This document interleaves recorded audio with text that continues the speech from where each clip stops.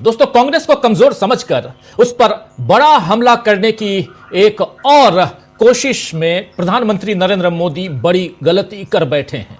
दरअसल आज लोकसभा में वंदे मातरम के 150 साल पूरे होने पर चर्चा की शुरुआत पीएम नरेंद्र मोदी ने की।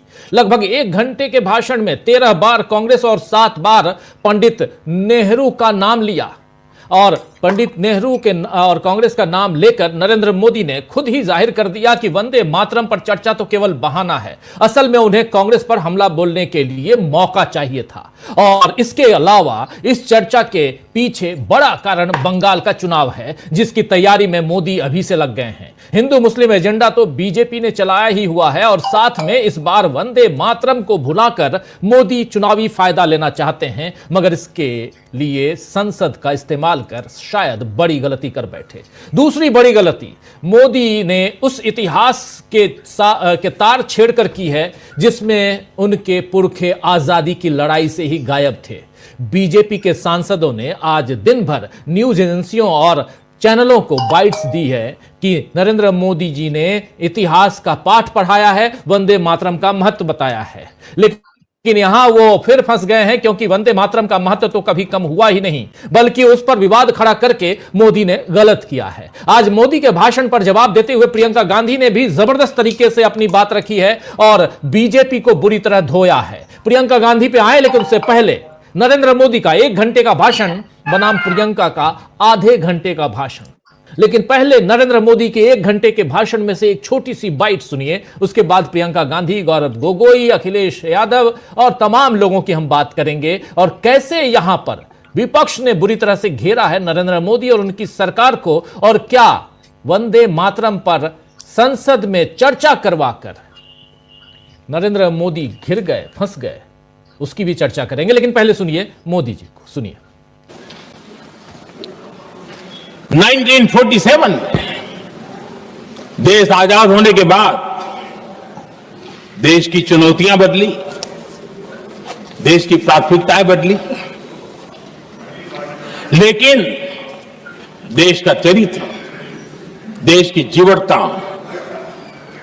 वही रही, वही प्रेरणा मिलती रही।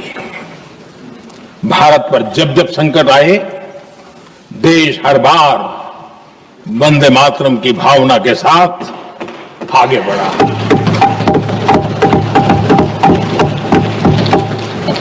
बीच का कालखंड कैसा गया जाने दो, लेकिन आज भी 15 अगस्त 26 जनवरी की जब बात आती है, हर घर तिरंगा की बात आती है, चारों तरफ वो भाव दिखता है, तिरंगे झंडे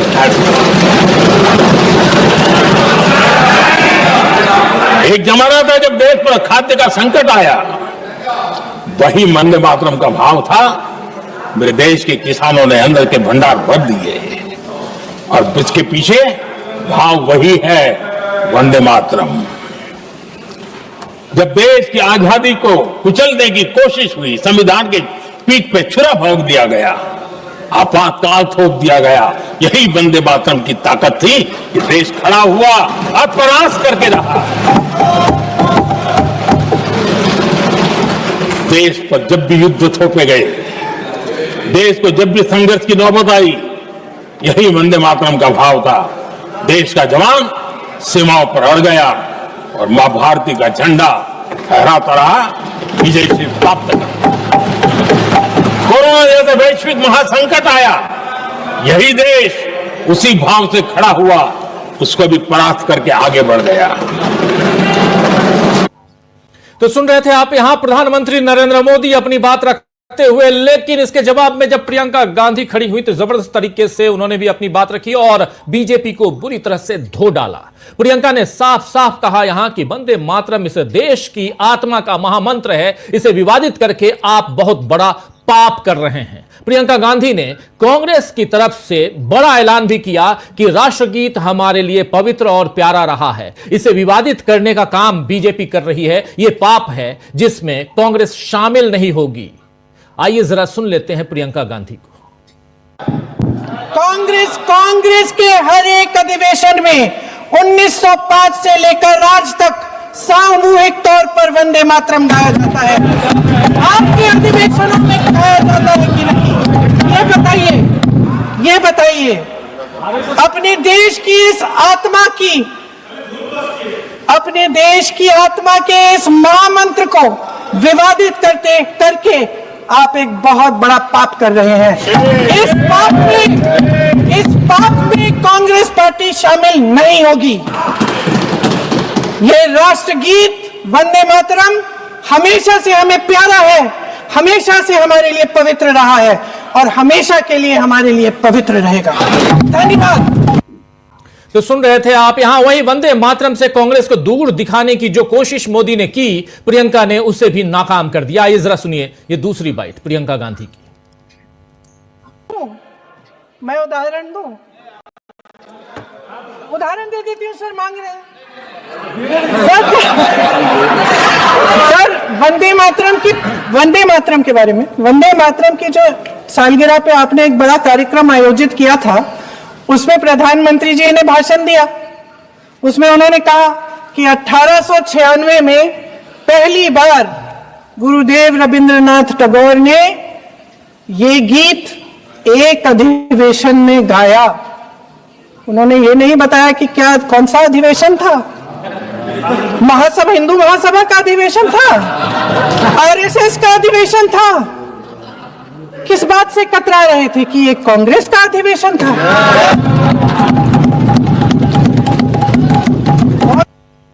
तो सुना आपने यहां, प्रियंका गांधी ने साफ साफ बता दिया कि कांग्रेस का अधिवेशन, और आप क्यों नहीं इसका नाम ले रहे थे। प्रियंका गांधी ने नरेंद्र मोदी को सलाह दी कि नेहरू जी से सारी शिकायतें एक बार खत्म कर लीजिए, क्लोज द चैप्टर, फिर काम पर लगिए। किस तरह प्रियंका ने मोदी को घेरा है, ये भी सुनिए। सर, मैं आपके माध्यम से एक सलाह दे देती हूँ। हमारे प्रधानमंत्री महोदय 12 सालों से इस सदन में है, मैं मात्र 12 महीनों से हूँ। फिर भी छोटी सी सलाह है।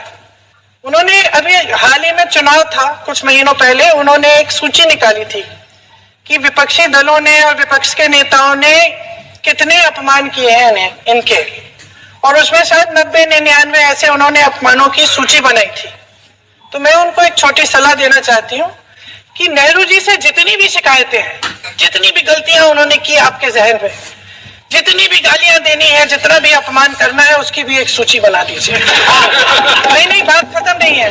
999 अपमान, 9,999 अपमान, सूची बना दीजिए और फिर हम एक समय निर्धारित करते हैं। जैसे हमने 10 घंटे आज वंदे मातरम पर हमने बहस किया है ना, उस तरह से हम अध्यक्ष महोदय जी से पूछेंगे, एक समय निर्धारित करेंगे, 10 घंटे, 20 घंटे, 40 घंटे, जितने घंटों में आपकी ये शिकायत पूरी हो जाए, माननीय सदस्य आप शांत हो जाए और हम बहस कर लेंगे। लेकिन इस सदन का कीमती समय, जिसके लिए हमें यहाँ पे जनता ने भेजा है, जैसे हमें जनता की समस्याओं को हल करने के लिए चर्चा करनी चाहिए, इस्तेमाल करना चाहिए, उसको इसी के लिए इस्तेमाल करिए। उसके बाद जैसे अंग्रेजी में कहते हैं ना, जैसे अंग्रेजी में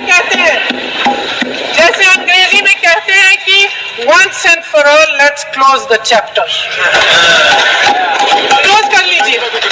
देश सुन लेगा क्या क्या शिकायतें हैं, किसने क्या किया, इंदिरा जी ने क्या किया, राजीव जी ने क्या किया, परिवारवाद क्या होता है, नेहरू जी ने कौन सी गलतियां की, सुना लीजिए, फिर खत्म।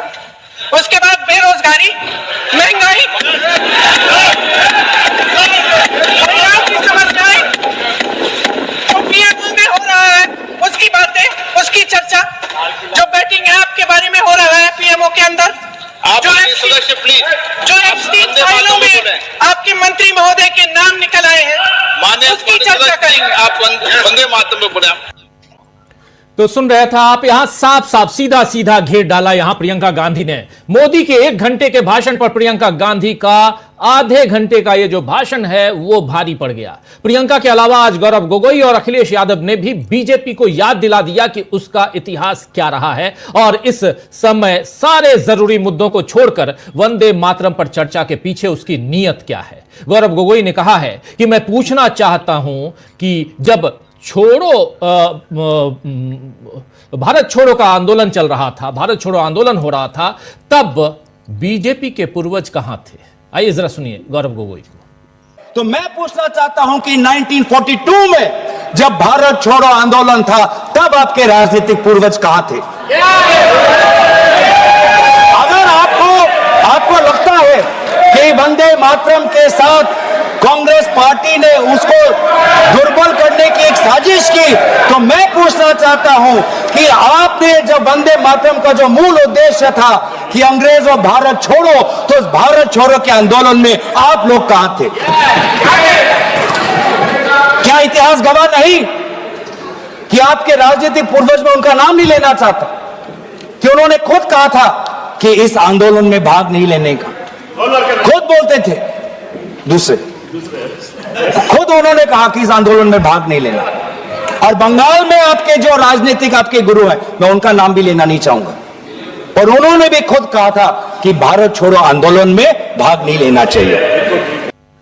तो भारत छोड़ो आंदोलन में भाग क्यों नहीं लेते थे आपके पूर्वज, ये कह रहे हैं, पूछ रहे हैं गौरव गोगोई। उन्होंने भी बहुत शानदार भाषण दिया और जबरदस्त घेरा नरेंद्र मोदी के भाषण के बाद। नरेंद्र मोदी के भाषण के ठीक बाद गौरव गोगोई खड़े हुए थे और उन्होंने अपना भाषण दिया। और गौरव गोगोई के बाद खड़े हुए अखिलेश यादव। अखिलेश यादव ने कहा कि जिस वंदे मातरम ने सबको जोड़ा, उसे आज ये दरारवादी लोग तोड़ना चाहते हैं। दरारवादी सत्ता पक्ष को कह रहे थे, नरेंद्र मोदी की पार्टी को कह रहे थे अखिलेश यादव। सुनिए जरा। वंदे मातरम सिर्फ गाने के लिए नहीं है, निभाने के लिए भी होना चाहिए। सभापति महोदय, आज हम आकलन करें, पीछे मुड़ करके देखें कि हम इस वंदे मातरम को कितना निभा रहे हैं। जिस वंदे मातरम ने आजादी के आंदोलन में सबको जोड़ा, आज के दरारवादी लोग उसी से देश को तोड़ना चाहते हैं। ऐसे लोगों ने, सभापति महोदय, ऐसे लोगों ने पहले भी देश के साथ दगा किया और आज भी कर रहे हैं। तो सुन रहे थे यहां आप अखिलेश यादव को। दरअसल मोदी ने देश के लोकतंत्र को और यहां की संसद की गरिमा को कुछ ज्यादा ही हल्के में ले लिया है। उन्हें लगता है कि वो बहुमत से सत्ता में बैठे हैं तो अपनी मनमानी चला लेंगे, लेकिन संसद में बैठा विपक्ष मोदी के इरादों के सामने चट्टान की तरह डटा हुआ है। जिस बंगाल चुनाव में जीतने की मंशा से मोदी इस समय वंदे मातरम विवाद छेड़कर बैठे हैं, उस पर ममता बनर्जी, जो पश्चिम बंगाल की मुख्यमंत्री हैं, उन्होंने क्या कुछ कहा है। ये सीधा हमला नरेंद्र मोदी और उनकी सरकार पर। इसी तरह पीडीपी नेता महबूबा मुफ्ती ने एक्स पर लिखा है कि संसद 200 साल पुराने वंदे मातरम को लेकर बहस में उलझी हुई है, जबकि इंडिगो के यात्री फंसे हुए हैं और जवाब पाने के लिए परेशान हैं। लोगों की परेशानी से जुड़े संकटों का सामना करने के बजाय वर्तमान में बीजेपी केवल खोखले प्रतीकवाद में दिलचस्पी ले रही है। यह राजनीतिक दिखावा रोजगार कैसे पैदा करेगा, बढ़ती कीमतों पर कैसे काबू पाएगा, या उन असल समस्याओं का समाधान कैसे करेगा जो करोड़ों भारतीयों पर भारी पड़ रही है। तो आइए दोस्तों, आज न्यूज पॉइंट में चर्चा करेंगे कि इतिहास को कुरेद कर क्या नरेंद्र मोदी ने कर दी है बड़ी गलती। इतिहास की जब बात आएगी तो नरेंद्र मोदी की गलतियों की एक लंबी फहरिस्त आपके सामने आ जाएगी, लंबी लिस्ट आपके सामने आ जाएगी। क्या नरेंद्र मोदी ने वैसी गलती कर दी है? लेकिन विपक्ष उनकी गलतियों को बार बार बता रहा है, दिखा रहा है और तथ्यों के साथ सामने ला रहा है।